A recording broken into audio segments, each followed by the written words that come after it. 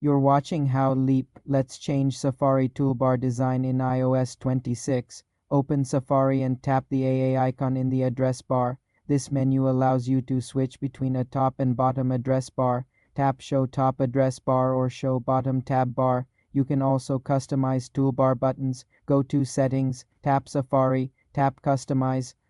Toolbar, drag your preferred buttons to the toolbar.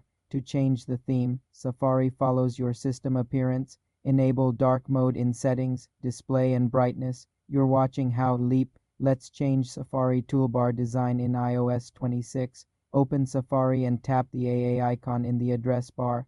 This menu allows you to switch between a top and bottom address bar. Tap Show Top Address Bar or Show Bottom Tab Bar. You can also customize toolbar buttons. Go to Settings, tap Safari, tap Customize Toolbar. Drag your preferred buttons to the toolbar. To change the theme, Safari follows your system appearance. Enable dark mode in settings, display and brightness. For more advanced customization, use Safari extensions from the App Store.